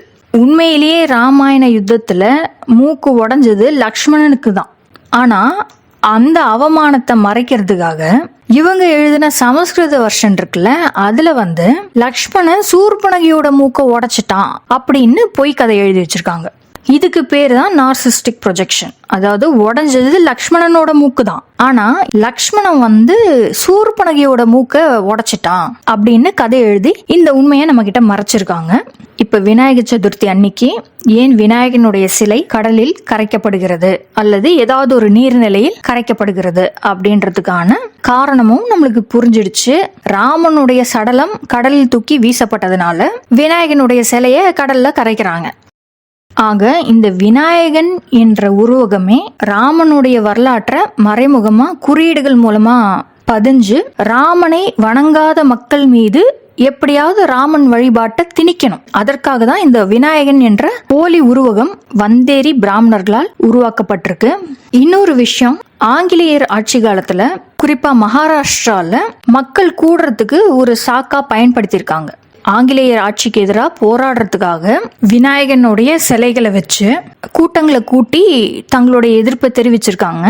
ஆங்கிலேயர்களுடைய ஆட்சிக்கும், அதாவது பிரிட்டிஷ் எம்பையருக்கும் ராமாயணத்துக்கும் என்ன தொடர்பு, இதை பத்தியும் நம்ம அப்புறமா பார்க்கலாம். ஆக மொத்தத்துல விநாயகனுடைய குறியீடுகளான கோடாரி, அங்குசம், பாசக்கயிறு, யானை முகம், அதுல உடைந்த யானை தந்தம், விநாயகனுடைய வாகனமான எலி, விநாயகனுடைய தலை ஏன் வெட்டப்பட்டது, விநாயகனுடைய சிலை ஏன் கடலில் கரைக்கப்படுகிறது, இந்த குறியீடுகள் எல்லாமே யாருடைய வரலாற்றை கோடிட்டு காட்டுதுன்னா தமிழ்நாட்டினுடைய முதல் வில்லன், தமிழ்நாட்டை நரகமாக்கிய முதல் யூத பயங்கரவாதி, முதல் தக்கு ராமனுடைய வரலாற்றை தான் மறைமுகமா கோடிட்டு காட்டுது. இது நம்மளுக்கு இப்ப தெள்ள தெளிவா புரிஞ்சிடுச்சு. விநாயகன் என்ற உருவகமே ராமனை வணங்காத தமிழ்நாட்டு மக்கள் மீது ராமன் வழிபாட்டை திணிக்கிறதுக்காக தான் பிராமணர்கள் போலியா உருவாக்கியிருக்காங்க. இதுதான் உண்மையான விநாயகா மிஸ்ட்ரி சால்ட். ஆக ஒரு தரப்பு சொல்ற வாதம், இந்த விநாயகன் உருவகம் தமிழ்நாட்டுக்குரியது கிடையாது, இது கர்நாடக பதாமி பகுதியிலிருந்து 7ஆம் நூற்றாண்டுல சிறு தொண்டர் என்ற ஒரு பல்லவ தளபதி கொண்டு வந்த உருவகம் அப்படின்றதுதான் உண்மை. 7ஆம் நூற்றாண்டுக்கு முன்னாடி தமிழ்நாட்டுல விநாயகன் வழிபாடு இருந்ததுக்கான சாத்தியக்கூறுகளே கிடையாது. அதனால பிள்ளையார்பட்டி விநாயகன் 3000 ஆண்டுகளுக்கு பழமையான கற்சிற்பம் அப்படின்னு டிசிபி விட்டது ராமனுடைய வரலாறு வெளிவந்துடக்கூடாது அப்படின்னு பிராமணர்கள் செஞ்ச ஒரு சதிதான் அது. ஆக விநாயகன் என்ற ராமனை குறிக்கிற இந்த உருவகத்தை கர்நாடகால இருந்து இங்க கொண்டு வந்து பிராமணர்கள் தமிழ்நாட்டு மக்கள் மேல திணிச்சிருக்காங்க. ஏன்னா தமிழ்நாட்டு மக்கள் நம்ம ராமனை கும்பிடவே மாட்டோம், ஆனா ஏதாவது ஒரு வகையில அந்த பிசாசை நம்ம மேல திணிக்கிறதுக்காக உருவாக்கப்பட்ட ஒரு போலி உருவகம் தான் இந்த வீணா போன நாயகனான விநாயகன். இது விநாயகனுடைய குறியீடுகள் மூலமா நம்ம 100% நிரூபிச்சிட்டோம். ஆனா விநாயகனுடைய வரலாறை தோண்டனா எங்க ராமனுடைய வரலாறு வெளிவந்துருமோன்ட்டு இந்த டிசிபி என்கிற ஆன்டி கிரைஸ்ட் மூலமா பிராமணர்கள் ஒரு புது கதையை உருவாக்கி நம்ம தலைமுறை மேல திணிச்சிருக்காங்க. ஃபால்ஸ் ப்ராஃபிட்டான டிசிபி முதல்ல வெளியிட்ட வீடியோவே Vinayaka worship great mystery solved. அதுல இவர் சொன்ன பொய்களுக்கு அளவே கிடையாது. அதுல விநாயகனுடைய தலை சித்தர்களோட ஞானத்தை குறிக்குதான், விநாயகனுடைய தொப்பை வளத்தை குறிக்குதான், இப்படி எல்லாம் இந்த டிசிபி ஆன்டி கிரைஸ்ட் பொய்களை உண்மை மாதிரி சொல்லி நம்மளுக்கெல்லாம் நம்பிக்கை துரோகம் பண்ணியிருக்காரு. அடங்கப்பா, இது உலக நடிப்புடா. அதாவது விநாயகனுடைய தொப்பை செட்டியார்களுடைய தொப்பை குறிக்குதான். என்ன செட்டியார்களுக்கு மட்டும்தான் தொப்பை இருக்குமா? சொல்ல போனா செட்டியார்களுக்கு தொப்பை இருக்கிறத விட கோயில் சன்னதிக்குள்ளதான் நிறைய தொப்பைகளை பார்க்க முடியும். அதனால விநாயகனுடைய இந்த தொப்பை ஐயங்கார்களுடைய தொப்பையை வேணா குறிக்கலாம். டிசிபி பொய் சொல்ற மாதிரி செட்டியார்களுடைய தொப்பையை குறிக்காது. இந்த மாதிரி டிசிபி தமிழ் செட்டியார்களை இழிவுபடுத்துற எத்தனையோ காரியங்கள்ல ஈடுபட்டிருக்காரு. தமிழ் செட்டியார்களுடைய உண்மையான வரலாற்றை பத்தி கூடிய விரைவில் நான் ஒரு வீடியோ செய்ய தான் போறேன். பிராமணர்களுக்கும் தெலுங்கர்களுக்கும் ரகசிய கன்னடர்களான கிரிப்டோ கன்னடர்களான இந்த உடையார்களுக்கும் செட்டியார்கள் மேல ஏதோ பொறாம போல இருக்குது. அதனாலதான் தேவையில்லாம தமிழ் செட்டியார்கள் மேல இந்த கோஷ்டிகள்லாம் திரும்ப நிறைய பொய் பிரச்சாரங்களையும் அவதூறுகளையும் பரப்பிட்டே இருக்காங்க. அதுல ஒண்ணு, விநாயகனுடைய தொப்பை செட்டியார்களை குறிக்குதுன்னு இந்த டிசிபி விட்ட கப்சா. விநாயகனே ராமனை குறிக்கிற உருவகம். அப்ப விநாயகனுடைய தொப்பை ராமனுடைய வம்சாவழிகளான ஐயங்கார்களை தானே குறிக்கும். இந்த வந்தேரி பிராமண கூட்டம் தானே இந்திய மக்களுடைய வயிற்றுல அடிச்சு அவங்களுடைய வயிறுகளை வளர்த்துக்கிட்டு இருக்காங்க. இந்த டிசிபி எதுக்கு இதுல செட்டியார்களை இழுத்தாரு? இதுக்கு பேர் தான் நார்சிசிஸ்டிக் ப்ரொஜெக்ஷன். இது மட்டும் இல்ல, இந்த கன்னட கோஷ்டி பண்ண இன்னொரு மிகப்பெரிய அக்கிரமம், அவங்களுடைய அமைப்புல இருக்கிற உறுப்பினர் யாலீஸ்வரனுடைய முகத்தை எடுத்து முருகன் சிலைக்கு மாதிரியா பயன்படுத்தினது. இது எவ்வளோ பெரிய அக்கிரமம் பார்த்துக்கோங்க. அதாவது இவங்களுடைய கன்னட யாலீஸ்வரனை முருகனா ப்ரொஜெக்ட் பண்றாங்க. அந்த சிலையை நம்மெல்லாம் கும்பிடணுமா? எவ்வளோ தைரியம் இருந்தா இந்த கன்னட கோஷ்டி இன்னைக்கு தேதிக்கு தமிழ்நாட்டில் இப்படி ஒரு அக்கிரமம் பண்ணுவாங்க? அப்புறம் இந்த முருகர் சிலையில வேல் வைக்காம 3 அடி முன்னாடி வச்சாங்களாம். ராஜ அலங்காரத்துல இருக்கிற முருகன் சிலையில ஒரு கையில, வலது கையில செங்கோல் இருக்கும், வேல் அந்த வலது கை மேல சாத்தப்பட்டிருக்கும். இதுதான் எல்லா முருகன் கோயில்ல இருக்கிற அமைப்பு.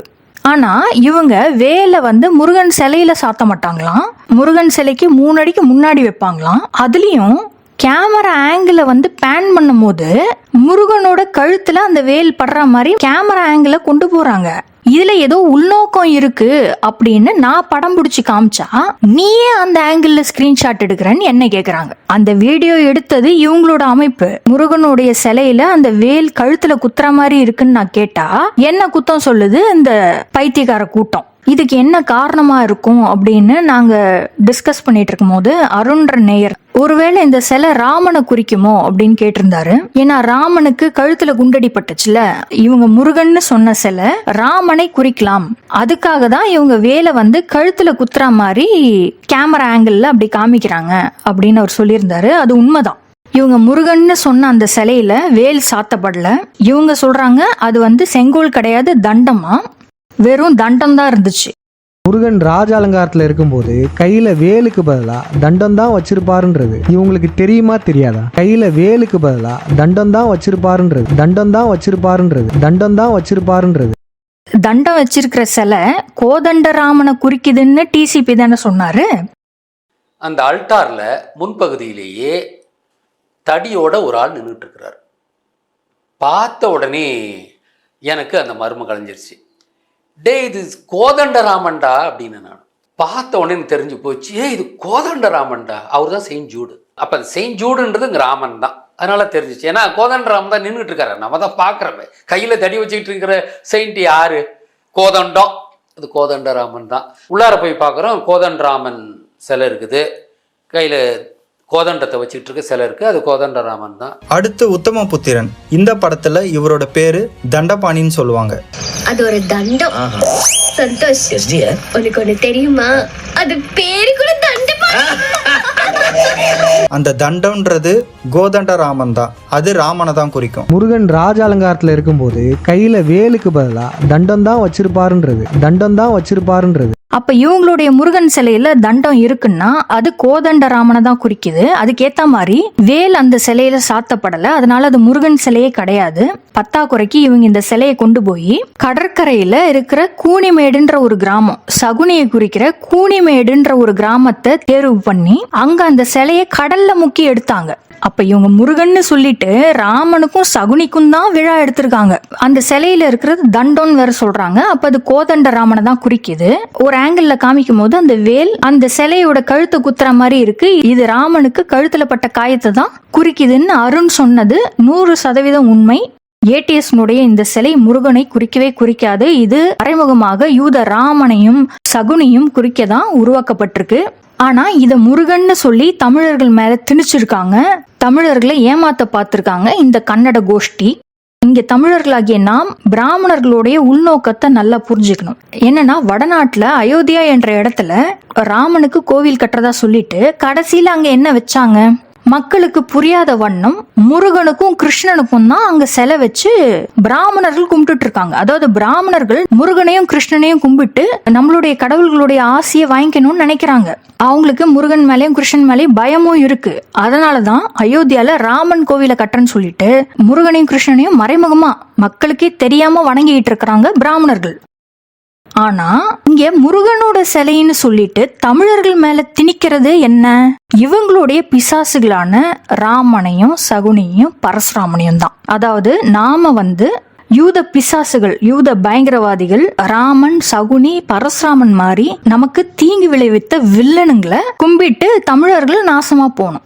இதுதான் பிராமண சதிகார கும்பலோடைய மிக கொடிய தீய உள்நோக்கம். அதாவது அவங்க நம்மளுடைய கடவுள்களான முருகனையும் கிருஷ்ணனையும் கும்பிட்டு தப்பிச்சுப்பாங்களாம். நம்ம ராமன் சகுனி போன்ற பிசாசுகளை கும்பிட்டு நாசமா போகணும். இந்த கேடு கெட்ட செயலுக்கு துணை போறது யூதர்களால் நியமிக்கப்பட்ட இந்திய உளவுத்துறை ஏஜென்டான இந்த ஆன்டி கிரைஸ்ட் ஃபால்ஸ் ப்ராஃபட் எனும் டிசிபி பார்கவன். விநாயகன் மட்டும் இல்ல, விஷ்ணுவும் ராமனை மறைமுகமாக குறிக்க பிராமணர்கள் உருவாக்குன ஒரு கற்பனை வடிவம் தான். 5000 ஆண்டுகளுக்கு முன்பு வாழ்ந்த நம் கடவுளான கிருஷ்ணர் 3ஆம் தமிழ் சங்கத்தை நடத்தியவர். கிருஷ்ணருக்கு அப்புறம் கலியுகத்துல எந்த தமிழ் கடவுள்களும் உருவாகல. தமிழர்களுடைய கடைசி கடவுள் கிருஷ்ணர் தான். அதுக்கப்புறம் பேர் தெரியாத நிறைய சித்தர்கள் வாழ்ந்திருப்பாங்க. இருந்தாலும் தமிழ் சங்கம் நடத்துற அளவுக்கு சக்தி வாய்ந்த கடவுள் துவாபர யுகத்துல வாழ்ந்த கிருஷ்ணர் மட்டும்தான். கிருஷ்ணருக்கு அப்புறம் கலியுகத்துல யாரும் உருவாகல. பெயர் தெரியாத நிறைய சித்தர்கள் இருந்திருக்கலாம், ஆனா யாரும் சங்கம் நடத்தல. ஏன்னா கலியுகத்துல யூதர்களுடைய ஆட்டம் அளவுக்கு மீறி போயிடுச்சு. அதனால உலக மக்களுடைய கான்சியஸ்னஸ் வெகுவாக குறைந்து விட்டது. பசி, பட்டினி, நோய்கள், யுத்தங்கள், இரத்த ஆறுகள்னு கலியுகத்துல யூதர்கள் போட்ட ஆட்டம் கொஞ்ச நஞ்சம் இல்ல. கூடவே உண்மையான வரலாற்றையும் உண்மையான ஆன்மீகத்தையும் யூதர்கள் ஒரு நாடா போய் ஊடுருவி சிதைச்சிட்டாங்க. அதனால மக்களுக்கு ஆன்மீகத்துல நாட்டம் இல்லாம போயிருச்சு. ஒரு நாட்டுல இருக்கிற அரசியலும் கைப்பற்றி மக்களுக்கு கல்வியை தடை செஞ்சு மக்களை இருள்லையும் அறியாமையிலையும் வச்சுதான் கலியுகத்துல அவங்களுடைய யூத ஆட்சியை நடத்திருக்காங்க. கலியுகம் மனித குலத்துக்கு ஒரு இருண்ட யுகம். கடந்த 5000 ஆண்டுகள்ல எந்த தமிழ் சங்கமும் நடக்கல. அதனால இந்த விஷ்ணு தமிழ் சித்தர்னு டிசிபி சொல்ற கட்டுக்கதையெல்லாம் நம்பாதீங்க.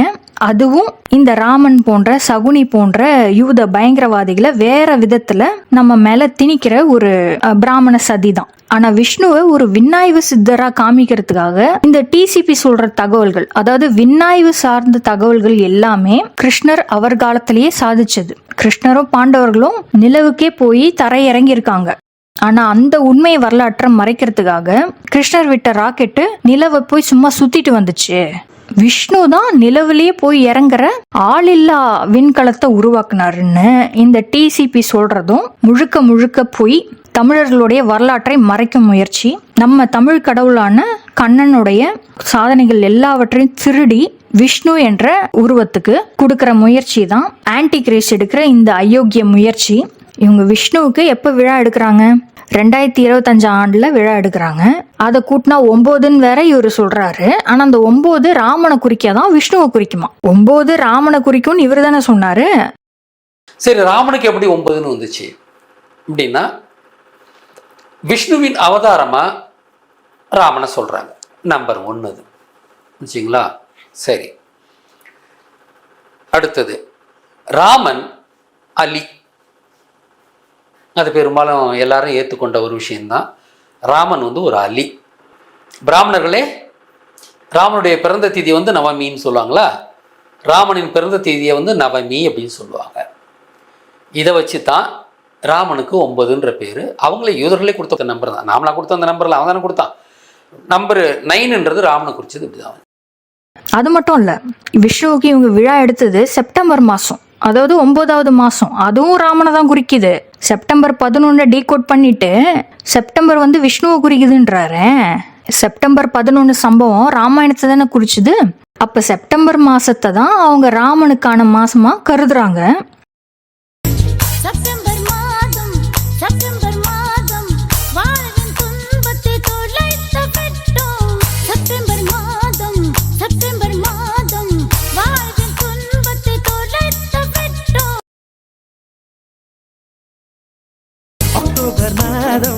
அக்டோபர் மாதம் வாழ்வின் இன்பத்தை துளைத்து விட்டோம். இப்ப ராமனுக்கான ஆண்டுல ராமனுக்கான மாதத்துல இவங்க விழா எடுக்கிறாங்கன்னா அந்த விஷ்ணு ராமனை குறிக்கிற உருவம் தானே. விஷ்ணு ராமனை குறிக்கிற ஒரு பொய் உருவம் தான் அப்படின்றதுக்கான இன்னொரு அதிர்ச்சிகரமான ஆதாரமும் சிக்கிச்சு. இவங்களுடைய ATS 2.0 சேனல் செப்டம்பர் 19ஆம் தேதி பிளாக் ஆயிடுச்சு, டெர்மினேட் ஆயிடுச்சு. ATS 3.0 ஆரம்பிக்கிறதுக்காக இவங்களே பண்ற ஒரு நாடகம் தான் அது. செப்டம்பர் 26ஆம் தேதி ஒரு வாரம் கழிச்சு இவங்க ATS 3.0 சேனல் ஆரம்பிச்சாங்க. அதே வாரத்துல தான் விநாயகர் சதுர்த்தி, தசரா, RSS நூற்றாண்டு விழா எல்லாமே நடந்துட்டு இருக்கு. செப்டம்பர் 27ஆம் தேதி விஜயுடைய கரூர் பொதுக்கூட்டம் நடக்குது. விஜய் நடத்தின அந்த கரூர் பொதுக்கூட்டத்துல விஷ்ணு என்ற ஒரு 1.5 வயது குழந்தை பரிதாபமாக உயிரிழக்குது. விஜயனுடைய கரூர் பொதுக்கூட்டத்துல திட்டமிட்டு நடத்தப்பட்ட அந்த கூட்ட நெரிசல் கொலைகளுக்கும் பீஸ்ட் மூவிக்குமே ஒரு தொடர்பு இருக்கு. அதை விஜய் டீகோட் பண்ணும்போது பார்க்கலாம். அதற்கு அடுத்த நாள் தான், அதாவது செப்டம்பர் 28ஆம் தேதி தான் ATS விஷ்ணுக்கான விழாவை எடுக்கிறாங்க. செப்டம்பர் 27 கன்னட விஜயனுடைய பிரச்சார கூட்டத்துல விஷ்ணு என்ற ஒரு சிறு குழந்தை உட்பட பல தமிழர்கள் உயிரிழக்கிறாங்க. அதுக்கு அடுத்த நாள் செப்டம்பர் 28ஆம் தேதி ATS விஷ்ணுவுக்கு விழா எடுக்கிறாங்க. அதாவது முதல் நாள் விஷ்ணு என்ற குழந்தையை கொடூரமாக கொன்று பலி கொடுத்து அதுக்கு அடுத்த நாள் விஷ்ணு என்ற பிராமண முன்னோனுக்கு விழா எடுக்கிறாங்க. இதுக்கு பின்னாடி ஒரு மிகப்பெரிய கான்ஸ்பிரசி, மிகப்பெரிய சதி இருக்குது. இதை எல்லாரும் புரிஞ்சுக்கணும்னு நான் கேட்டுக்கிறேன். யாலீஸ்வரனை குறிச்ச அந்த சிலை மட்டும் இல்ல, இந்த ஏடிஎஸ் உருவாக்குன ராவணன் உருவப்படத்தையும் அவங்களுடைய அமைப்பின் ஒரு உறுப்பினர் மாதவன் கன்னட பூர்வீகம் கொண்ட இந்த மாதவனுடைய முகசாயல்ல வரைஞ்சிருக்காங்க. அதாவது ஏடிஎஸ்ல இருக்கிற தமிழர்கள் ராவணன்னு யாரை நினைச்சு கும்பிடுறாங்கன்னா இந்த கன்னட தற்குறியான மாதவனை தான். என்ன அக்கிரமம்லாம் நடக்குது பாத்தீங்களா? இதெல்லாம் சாதாரண விஷயம் கிடையாது. முருகனாக யாலீஸ்வரனும் ராவணனாக மாதவனையும் தமிழர்கள் மேல திணிக்க பாக்குது இந்த அயோக்கிய கன்னட கோஷ்டியான பார்கவன் நடத்தும் போலி அமைப்பு. இதெல்லாம் சாதாரண குற்றம் கிடையாது, இதெல்லாம் தெய்வ குத்தம். நான் இவங்களை எக்ஸ்போஸ் பண்ணதுனாலயோ என்னமோ போன வருஷமே இந்த மாதவனையும் யாலீஸ்வரனையும் ஏடிஎஸ்ல இருந்து நீக்கிட்டாங்களாம். ஆனா அதை பத்தி இவங்களுடைய வாட்ஸ்அப் குரூப்லயோ, இவங்களுடைய ஏடிஎஸ் யூடியூப் சேனல்லையோ, இவங்களுடைய ஏடிஎஸ் ட்விட்டர் ஃபேஸ்புக் பக்கங்கள்லயோ ஒரு மூச்சு வச்சு காணோம். இந்த கூட்டம் வழக்கமா ஒன்று சொல்லுவாங்க, என்னன்னா ஒரு விநாயகர் சதுர்த்திக்கும் ஒரு கருப்பு ஆடு ஏடிஎஸ்ல இருந்து நீக்கப்பட்டது அப்படின்னு ரொம்ப பெருமையா சொல்லிப்பாங்க. அடிக்கடி சொல்லுவாங்க, விநாயகர் சதுர்த்தி அன்னைக்கு ஒரு கருப்பு ஆடு நீக்கப்பட்டதாம். விநாயகனையும் ஆட்டையும் ஏன் சேர்த்து வச்சு பேசுறாங்கன்னு இப்ப புரியுதா? ராமனுடைய குறியீட்டு விலங்கு தானே ஆடு, அந்த ராமன் தானே விநாயகன்.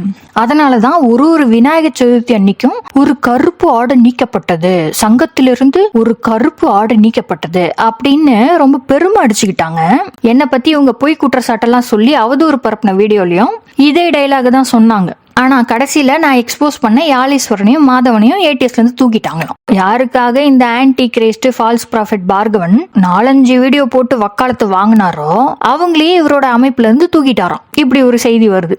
அப்புறம் எதுக்கு அந்த தேவையில்லாத அணி என்னோட நேரத்தை வீணடிக்கிறதுக்கு? அப்புறம் எதுக்கு இவர் யாலீஸ்வருக்கும் மாதவனுக்கும் அவ்வளோ வக்காலத்து வாங்கினாரு? இவங்களுக்கு வக்காலத்து வாங்கிட்டு என் மேல வந்து பல பொய் குற்றச்சாட்டுகளை வச்சு அவதூறு பரப்புனாரு.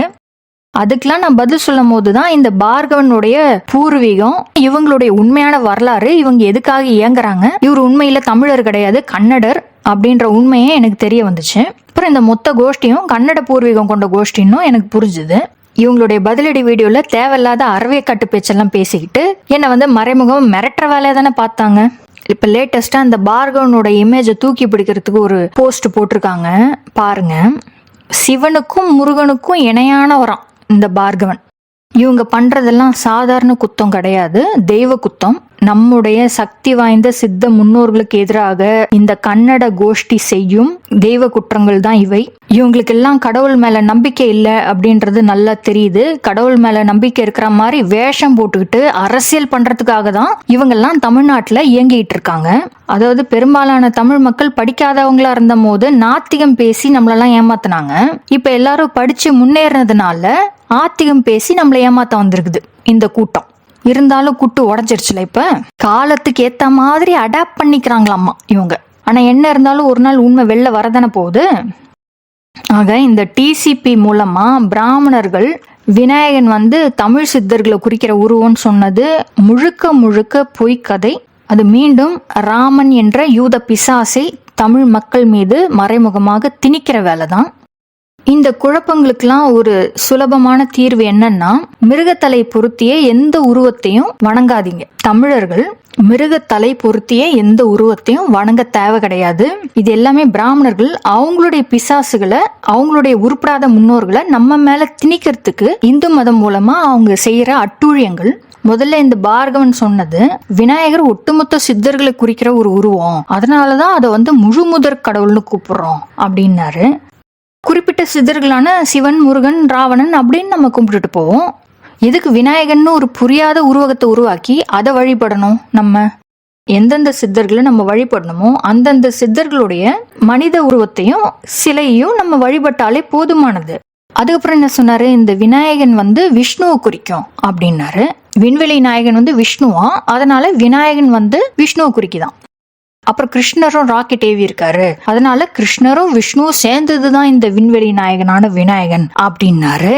முதல்ல ஒட்டுமொத்த சித்தர்களும் சேர்ந்ததுதான் விநாயகன்னாரு, அப்புறம் விஷ்ணு தான் விநாயகன்னாரு, அப்புறம் கிருஷ்ணரும் விஷ்ணுவும் சேர்ந்ததுதான் விநாயகன்னாரு. இப்படி நம்மள போட்டு குழப்பறது எதுக்குன்னா, குழம்புன குட்டையில தான் இந்த பிராமணர்கள் மீன் பிடிக்க முடியும். அதுக்குதான் இந்த எல்லா டக்கால்ட்டி வேலைகளும். விநாயகன் விஷ்ணுவை குறிக்கிற உருவம் தான், ஆனா அந்த விஷ்ணுவே ராமனை குறிக்கிறவன். விநாயகன் உண்மையில விஷ்ணு என்ற ராமனை குறிக்க உருவாக்கப்பட்ட ஒரு போலியான உருவகம் தான். விநாயகனை நம்ம வணங்கவே தேவை கிடையாது.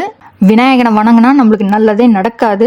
பொதுவாகவே மிருகத்தலை கொண்ட எந்த உருவத்தையும் வணங்காதீங்க. மனித உடம்பு மிருகத்தலை, அது எந்த மிருகமா இருந்தாலும் மிருகத்தலை பொருந்திய எந்த உருவகத்தையும் வழிபட தேவையில்லை. ஆங்கிலத்துல இந்த மாதிரி உருவகங்களுக்கு பேரு ஜூமார்பிக். இது இந்தியால மட்டும் இல்ல, எகிப்து நாகரிகம், சீன நாகரிகம்னு பல நாகரிகங்கள்ல யூதர்கள் அவங்களுடைய வேலையை காமிச்சிருக்காங்க. அந்தந்த நாகரிகங்களுடைய பழமையான வரலாற்றை மறைக்கிற வேலை தான் இது. குறிப்பா இப்ப தமிழ்நாட்டுல வராகி அப்படின்னு சொல்லி வராகியோடைய வழிபாட்டை தமிழர்கள் மேல திணிக்கிறாங்க. பன்றி முகம் பொருத்திய ஒரு பெண்ணுடல் யூத பிசாசான சரமாவை குறிக்கும். ராமன் கூடவே வந்தால அந்த யூத விபச்சாரி சரமாவை குறிக்கிற உருவகம் தான் இந்த வராகி. இந்த வராகிய கும்பிட்டா குடும்பம் நாசமா தான் போகும். பிராமணர்கள் அவங்களுடைய முன்னோன் பிசாசுகளை தமிழர்கள் மேல திணிக்க பாக்குறாங்க. தயவு செஞ்சு மக்களே, வராகி, விநாயகன், பிரத்யங்கரா, நரசிம்மா இது போன்ற யூத பிசாசுகளை புறக்கணிங்க. மிருகத்தலை கொண்ட எந்த உருவகத்தையும் வழிபடாதீங்க. வழிபட்டா குடும்பம் மட்டும் இல்ல, நாடும் நாசமா போகும். அதனாலதான் இப்ப எல்லாம் இருந்தும் நம்மளுக்கு எதுவுமே இல்லாத ஒரு உணர்வு இருக்கு. நம்ம சித்தர்களை, கடவுள்களை வணங்கினாலே போதும். யூதர்கள் புதுசா திணிக்கிற அவங்களுடைய பிசாசுகளை நம்ம வணங்க தேவை கிடையாது. கூடிய விரைவில் எந்தெந்த சித்தர்களை தமிழர்கள் வணங்கணும், எந்த மாதிரியான பிசாசுகளை இந்த பிராமண சமூகம் கடவுள்ன்ற பேர்ல, இந்து மதம்ன்ற பேர்ல நம்ம மேல திணிச்சு அட்டூழியம் பண்றாங்க. இது தவிர இந்த வரலாறுலாம் தெரிஞ்சு இதெல்லாம் புரிஞ்சுக்கிற தமிழ் கிறிஸ்தவர்கள், தமிழ் இஸ்லாமியர்கள் இவங்கெல்லாம் என்ன மாதிரி வழிபாட மேற்கொள்ளலாம். பல தமிழ் கிறிஸ்தவர்களும் தமிழ் இஸ்லாமியர்களும் அவங்களுடைய குலதெய்வத்தை மறந்து போயிருப்பாங்க. அதனால தமிழ் கிறிஸ்தவர்களும் இஸ்லாமியர்களும் அவங்களுடைய குலதெய்வத்தை மீட்டெடுத்து வழிபாடு செய்யறது. இது தவிர கிறிஸ்தவர்களும் இஸ்லாமியர்களும் அருவ வழிபாடு பண்றவங்க. அதனால இவங்க தமிழ் சித்தர்களை உருவ வழிபாடு செய்யணும்னு அவசியம் இல்ல, அவங்க அருவ வழிபாடு கூட செய்யலாம். அவங்களுக்கான பரிந்துரைகள் இதையெல்லாம் விளக்கி நான் தனி வீடியோ செய்யறேன். தமிழர்கள் மீண்டும் நம்மளுடைய முன்னோர்கள் வகுத்த முறையான ஆன்மீக பாதையில் சென்றால் மட்டுமே யூதர்களுடைய கொடிய சதிகளிலிருந்து தப்பிக்க முடியும். பரவ இருக்கும் 3ஆம் உலக யுத்தத்திலிருந்து நம்மை நாமே தற்காத்து கொள்ள முடியும். ஆன்மீகன்ற பேர்ல இந்த பிராமண யூதர்கள் நம்ம மேல திணிக்கிறதெல்லாம் நம்ம கடைபிடிச்சோம்னா கண்டிப்பாக நம்மளுடைய கான்சியஸ்னஸ் உயராது. அதனால இப்ப தேவைப்படுறது ஒரு ஆன்மீக புரட்சி தான். அனைத்துக்கும் ஆணி வேறாக இருப்பது நம்மளுடைய ஆன்மீகம் தான். அந்த ஆன்மீகத்தை சீர் செஞ்சா மட்டுமே ஆபத்துகள்ல இருந்து தப்பிக்க முடியும். ஒரு வளமான அமைதியான நாடாக நம்ம வாழ முடியும்.